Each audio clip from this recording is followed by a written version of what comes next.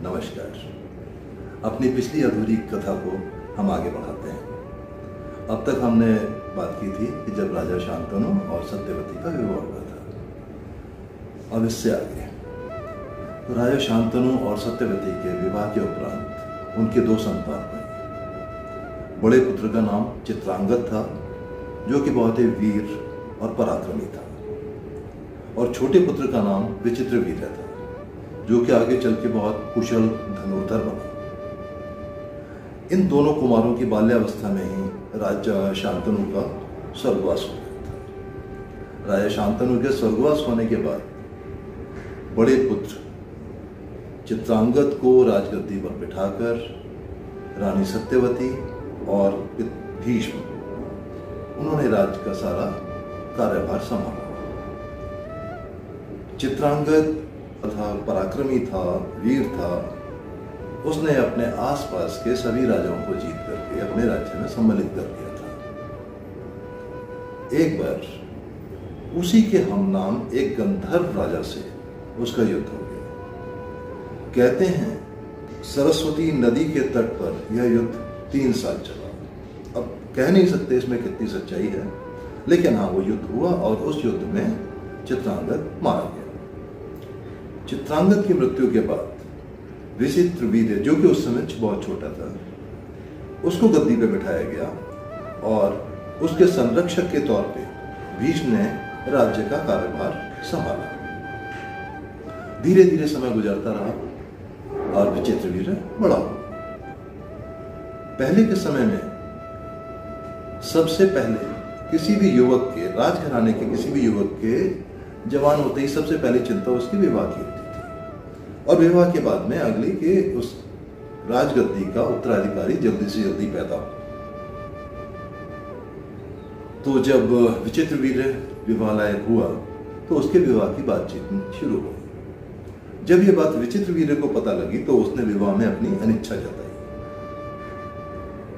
यह बात धीरे धीरे पूरे राज्य में इस तरह फैली कि लोग मानने लगे कि विचित्रवीर्य विवाह करने के योग्य नहीं है।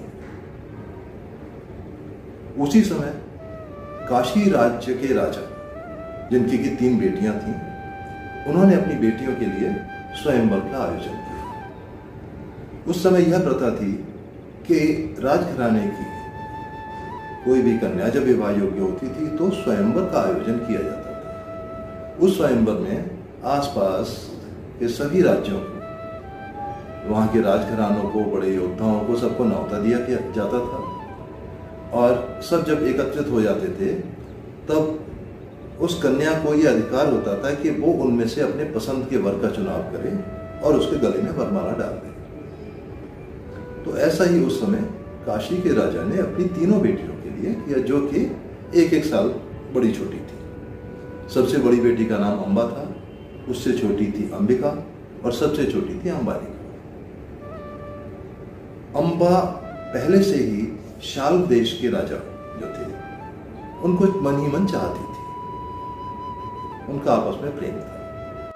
काशी के राजा ने अब स्वयंवर का आसपास के सभी राज्यों में न्योता भिजवाया, लेकिन उन्होंने हस्तिनापुर में न्योता नहीं भिजवाया, क्योंकि विचित्रवीर्य के बारे में जिस तरह की अफवाहें उड़ रही थी, अफवाहें चल रही थी, वो उनके कानों तक भी पहुंची थी, और वो नहीं चाहते थे कि उनकी किसी भी पुत्री का विवाह विचित्रवीर्य से हो।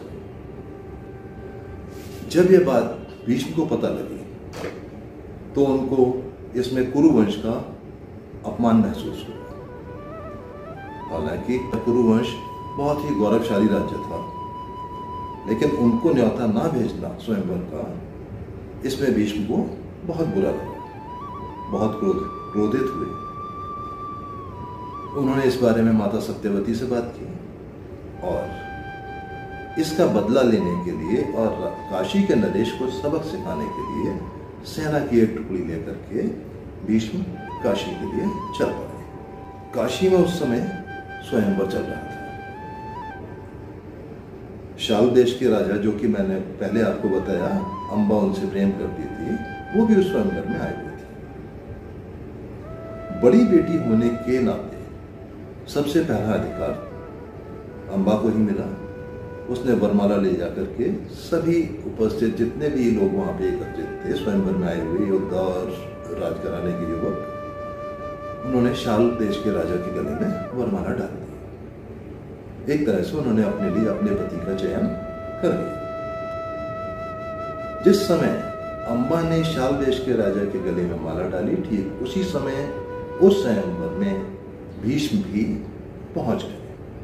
तो स्वयंवर स्थल पर भीष्म के पहुंचते ही वहां मौजूद सभी योद्धा और राजा भीष्म का परिहास उड़ाने लगे, क्योंकि सभी जानते थे कि भीष्म ने आजीवन ब्रह्मचारी रहने का व्रत लिया हुआ है। तो सभी उनका मजाक उड़ाते हुए कहने लगे कि ये बुढ़ा किस लिए आया है, इसने शादी तो करनी नहीं। क्या हस्तिनापुर में कोई भी युवक शादी योग्य नहीं बचा जो स्वयंवर में भाग ले सके? ये सुनते ही भीष्म को और ज्यादा गुस्सा आ गया और उन्होंने निर्णय किया कि तीनों राजकुमारियों का अपहरण करके मैं यहाँ से लेके जाऊंगा। इस चीज के लिए उन्होंने वहां उपस्थित सभी योद्धाओं और राजाओं को चुनौती दे डाली कि जो भी मुझे रोक सकता है वो रोक ले, अन्यथा मैं इन तीनों राजकुमारियों को हरण करके लेके जाऊंगा। इसके उपरांत वहां पे युद्ध हुआ, तमाम राजा योद्धा आए, लेकिन भीष्म के वीरता और पराक्रम के आगे कोई न टिक सका।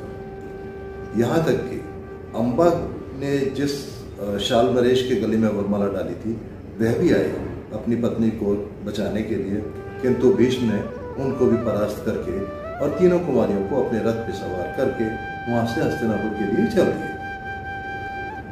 मार्ग में अम्बा ने भीष्म से कहा कि हे देव, मैं अपने लिए अपने पति का वरण कर चुकी हूँ। मैं अपने मन से शाल नरेश को अपना पति मान चुकी हूँ।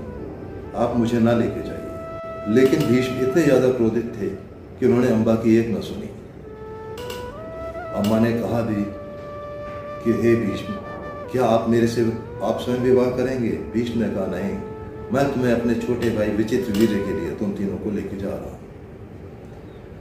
जब भीष्म उन तीनों कुमारियों को लेकर हस्तिनापुर पहुंचे और सारा वृतांत कह सुनाया, विचित्रवीर्य ने अंबिका और अंबालिका से तो विवाह करने के लिए हामी भर दी, लेकिन अम्बा के लिए उसने मना कर दिया। उसने कहा, अम्बा क्योंकि स्वयं अपने पति का वरण कर चुकी है और उसने शाल देश के नरेश के गले में वरमाला डाली है, तो वो मन से उसकी पत्नी हो चुकी है, इसलिए मैं उसको स्वीकार नहीं कर सकता। यह जानने पर भीष्म ने अम्बा के सामने जाकर के क्षमा मांगी और उसको पूरे सम्मान के साथ शाल देश में भेजने का प्रबंध किया। अम्बा इस पर खुश तो हुई, लेकिन जब वह शाल देश पहुंची तो उसको अनायास एक झटका लगा, क्योंकि शाल देश के नरेश ने कहा कि अम्बा, मैं तुम्हारा पति होने का अधिकार उसी वक्त खो चुका था जब भीष्म ने युद्ध में मेरे को हरा के तुम्हारा अपहरण कर लिया था, और अब भीष्म मुझे तुम्हें दान स्वरूप दे रहे हैं और मैं दान में कोई वस्तु स्वीकार नहीं करता। तुम वापस वहीं जाओ और विचित्रवीर्य के साथ ही विवाह करो। उसके बाद अम्बा पुनः हस्तिनापुर वापस आई और उसने भीष्म के सामने अपनी दुख भरी गाथा सुनाई।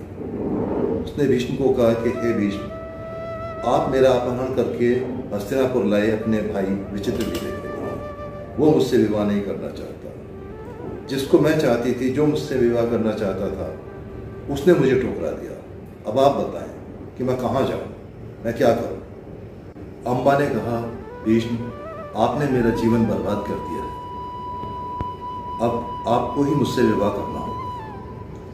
भीष्म ने कहा, मैंने जीवन पर्यंत विवाह ना करने का और ब्रह्मचर्य पालन करने का व्रत लिया हुआ है, इसलिए मैं विवाह नहीं कर सकता। इस पर अम्बा का गुस्सा बहुत ज्यादा क्रोध में बदला गया और धीरे धीरे वो क्रोध बढ़ते बढ़ते भीष्म के लिए प्रतिशोध के रूप में बदल गया। हताश और निराश अम्बा अब जगह जगह भीष्म के प्रति अपना क्रोध प्रदर्शित करती और लोगों से याचना करती कि कोई तो उसको न्याय दिलाओ। क्या इस संसार में कोई ऐसा नहीं जो भीष्म से उसका बदला ले सके? दोस्तों, इसी के साथ आज की वीडियो समाप्त करता हूं और अगली वीडियो में जल्दी आपसे मिलता हूं। नमस्कार।